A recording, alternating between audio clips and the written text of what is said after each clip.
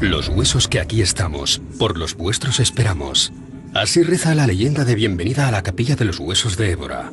El templo fue construido por los jesuitas en el siglo XVI, usando más de 5.000 restos humanos. Una reflexión acerca de dónde procede nuestra especie y hacia dónde se dirige. La ciencia estima que nosotros, los seres humanos, tenemos cerca de 7 millones de años. Pero solo a partir de Darwin, ya en el siglo XIX, hemos comprendido que no somos la especie elegida, sino una especie única, entre otras muchas especies únicas, aunque eso sí, maravillosamente inteligentes. Capaces de adaptar objetos, de hacer fuego, de moldear metales y de construir ruedas. ¿Realmente fue todo idea nuestra? Parece que en efecto, en el pasado de la humanidad, en un momento embrionario de lo que podemos considerar el paso del homínido al hombre, hay una especie de injerencia externa. ¿Qué, cómo nace la inteligencia?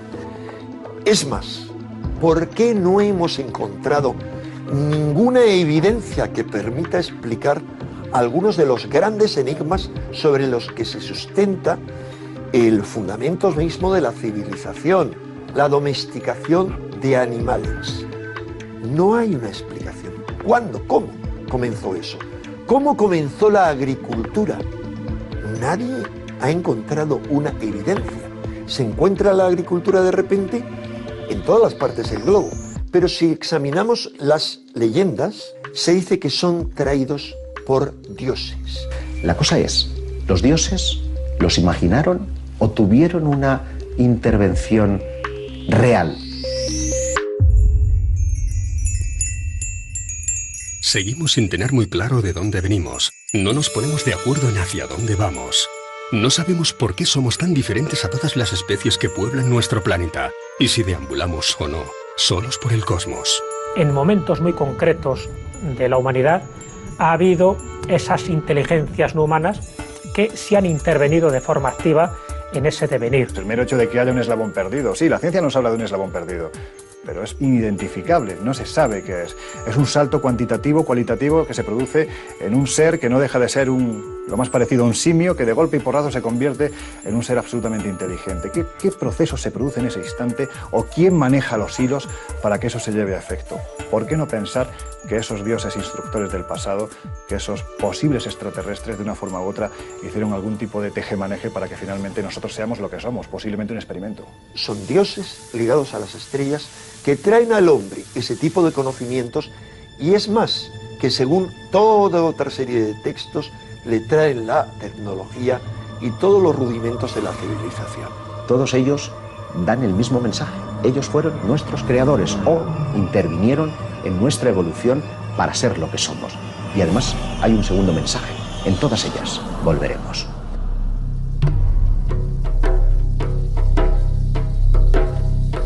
Desde el norte de Portugal y Galicia hasta el Levante peninsular, encontramos una de las manifestaciones artísticas más representativas de la Edad del Bronce, los petroglifos. Existe la posibilidad de que el hombre de la Edad del Bronce conociese el universo que nos rodea, miles de años antes de conocer el telescopio.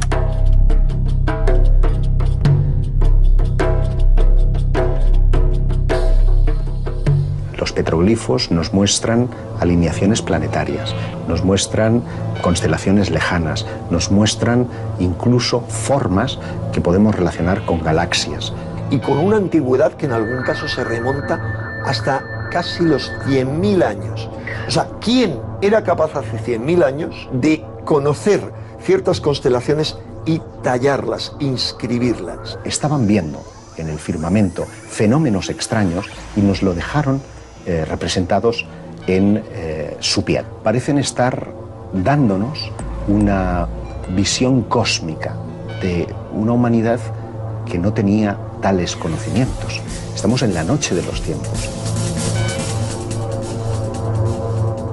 Todas las religiones antiguas nos hablan de una suerte de divinidades procedentes de los cielos y nos habrían acompañado a lo largo de la historia. ¿Fueron ellos nuestros instructores? Los petroglifos, igual que las pinturas rupestres, nos remiten a un tipo de información privilegiada porque aquellos que lo hacían tenían que tener un tipo de conocimiento muy específico para realizar luego ese tipo de grabados. Si el telescopio no se inventa hasta la Edad Media, ¿cómo pudieron tener conocimiento de esos acontecimientos? Entiendo que petroglifos como por ejemplo los que nos encontramos en Galicia, en Campo Lameiro, donde además observamos esas extrañas espirales, esos fenómenos cosmológicos que también allí se representan, pues verdaderamente es porque el hombre del pasado algo veía, porque además atendamos a que el que representa eso ahí es lo más parecido a lo que podemos denominar un hombre de poder, un chamán, ¿no? El que tiene el acceso al conocimiento, el que sabe, esa es la traducción de la palabra chamán. Cuando estudiamos todo ello, vemos claramente que está señalando a determinadas estrellas. Si no se trata de un fenómeno natural, ¿de qué podemos estar hablando? Lo que encontramos representado en la prehistoria posiblemente trataba de atraer hacia sí aquellos seres que les instruyeron además en algunos de sus conocimientos. A mi juicio estaríamos ante una evidencia de que hemos recibido visitas desde la más remota antigüedad. Resulta que todo el planeta está lleno de megalitos, es decir, menires, que son esas piedras iniestas de forma fálica, de dólmenes, que son dos piedras con otra encima, de cromlechs, que ya son como torretas con varias piedras iniestas y otra encima. ¿Cómo puede uno explicar que hace quizá 7.000 años, 10.000, 12.000 años, en todo el planeta surgiera la misma costumbre? Esto no podía ser casual, pero lo interesante es cuando los astrónomos entran en juego y te dicen que además muchos de estos monumentos tenían una orientación astronómica precisa. No hay explicación posible, salvo que pensemos en que hubo en una antigüedad más remota una civilización planetaria, es decir, salvo que pensemos que ese conocimiento les ha venido de algún sitio. El hecho de que 7.000 años después de que fueran erigidos esos menires y lo podamos admirar hoy, lo único que refleja es la necesidad del hombre antiguo de que su obra perdurara en el tiempo. Tal vez porque el mensaje no era para su época, sino para una época posterior, para nuestros tiempos. Estamos en un momento en el que la fenomenología ovni vuelve de nuevo a reactivarse en todo el mundo. ¿Y si lo que nos legaron nuestros antepasados tenía que ser interpretado en una clave moderna?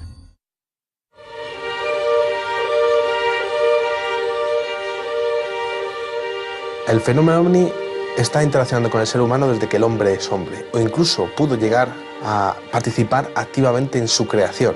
A día de hoy no se conoce el eslabón perdido entre el homínido y el hombre, y es posible que pudiese haber una intervención extraterrestre en la creación del ser humano.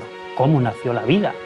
Todavía no está claro. Los biólogos, los microbiólogos todavía no tienen demasiado claro cómo se generó la vida en la Tierra. Que viene a decir que, bueno, la vida se creó a partir de elementos inertes de forma aparentemente casual. El propio descubridor de la estructura del ADN, Francis Crick, fueron James Watson y Francis Crick, dos científicos, ambos siempre se mostraron muy sorprendidos por la complejidad de nuestro ADN, y el propio Francis Crick, Premio Nobel de Química por el descubrimiento de la estructura del ADN, el padre de la moderna genética, uno de los grandes hallazgos de la historia de la humanidad. Su teoría es bien clara: la vida solo pudo venir a bordo de una nave extraterrestre. Eso lo dice Francis Crick, el descubridor de la estructura del ADN. Él ha dicho que la única explicación para que el ADN, que no hay duda que ha llegado del espacio, hubiera llegado intacto, hubiera sido a bordo de una sonda extraterrestre que lo hubiera depositado aquí tras haberse generado la vida, según él, de una forma de evolución darwinista en cualquier otro planeta. Hay otros astrofísicos de gran nivel, me estoy acordando por ejemplo de Michael Behe, por ejemplo, un microbiólogo muy reconocido. Hay una serie de elementos microscópicos que son máquinas genéticas, es decir, que son máquinas con su motor, con su rotor, con sus anillos rotatorios. Desde el punto de vista de Michael Behe y otros muchos microbiólogos, son máquinas ensambladas por algún tipo de inteligencia. Desde su punto de vista no se han podido ensamblar por sí solas porque cada una de sus partes no tiene una función predeterminada, por lo tanto no han podido evolucionar según la teoría de la selección natural. La única posibilidad es que exista algún tipo de inteligencia que en un pasado remoto haya ensamblado lo que ellos llaman máquinas moleculares. Bueno, yo me pregunto, quizás sí hemos localizado esa inteligencia, o esa inteligencia está interactuando con nosotros de algún modo, ¿no? Y si el fenómeno ovni tiene mucho que ver con esa inteligencia, que ha sido la responsable de crear la vida en la Tierra, es una pregunta. Objeto volador no identificado. Es así como llamamos a esos inexplicables artefactos que surcan los cielos. Muchos testigos no solo afirman haberlos tenido cerca, sino que además aseguran haber visto a los que serían sus tripulantes. Si tuviéramos que establecer por parte de la ufología más científica una élite, un podium, ¿no?, de testigos, sin lugar a dudas los pilotos serían los que estarían en primer lugar. No estamos hablando de 10 ni de 100, estamos hablando de miles de testimonios de los que esos pilotos, que son quienes más saben de lo que hay en el aire, referencian haberse enfrentado a algo extraño, algo que para ellos, desde su modesto conocimiento, que por supuesto que es mucho, no tenía explicación. A pesar de ser muchas, las ocasiones en que el fenómeno ovni se ha cruzado en el camino de pilotos y radares, este sigue siendo el mayor tabú dentro del mundo de la aviación. 1957. Se ve involucrado el entonces capitán Lemos Ferreira, que más tarde llega a ser general y después jefe de Estado Mayor de la Fuerza Aérea. Estamos hablando de un caso en el que él estaría en un vuelo de entrenamiento nocturno con 3 sargentos más. Vuela cerca de los 25.000 pies, todo va bien. De repente surge un punto de luz amarillo frente a ellos, pero que no logran estimar ni su tamaño ni la distancia a la que se encuentra. Y nada más encender el radar, aparece una bola luminosa que se pone claramente a jugar con el avión. Se aproxima, huye, para aquí, para allá. El panel de control totalmente iluminado. Poco después, el objeto cambió de tamaño. Pasó de ser una bola pequeña amarilla a una bola anaranjada más grande. Y más tarde se convirtió en algo así como un dedo. Un dedo curvado, o una salchicha del color del hierro fundido. Los pilotos estaban atónitos. ¿Qué está pasando? ¿Qué ocurre? De dentro de aquella especie de dedo curvado salieron 4 esferas más que empezaron a circundar al objeto. Y en un determinado momento, todo aquello parece coger carrerilla y se lanza contra los aviones. La Fuerza Aérea emite un comunicado otorgando credibilidad a los pilotos, ya que son pilotos con muchas horas de vuelo. Los movimientos de aquellos supuestos, ¿cómo se llaman?, no identificados, ovnis, son movimientos que no corresponden de ninguna manera a un instrumento de vuelo que nosotros conozcamos. En el Casar de Cáceres, en Extremadura, nos encontramos con una de esas piezas tan incómodas para la arqueología. Tradicionalmente, las estelas funerarias tratan de describir hechos, vida y personalidad del fallecido al que retratan. Pero esta estela del siglo II, conocida como el astronauta del Casar, ¿a quién trataba de describir? Es una figura inquietante porque no tiene explicación alguna, una cabeza abombada, unos ojos achinados, orientales, sonrientes, con unas botas gruesas, muy llamativas, muy parecidas a las de los cosmonautas, con una especie de escafandra, cuello largo, los hombros levantados, alzados, y la leyenda que aparece en el cuerpo es totalmente indescifrable. A pesar de ser caracteres latinos, el texto no ha podido ser traducido.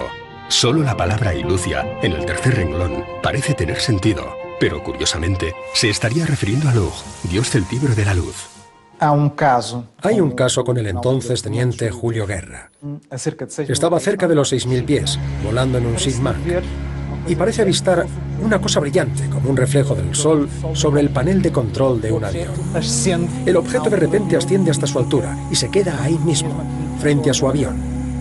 Perplejo, le dice a la torre de control que tiene enfrente un objeto que no conoce, una especie de bola de mercurio, que no tiene alas, que no tiene sistema de propulsión aparente y que no entiende cómo logró hacer una elevación desde casi el suelo hasta los 6.000 pies en unos segundos.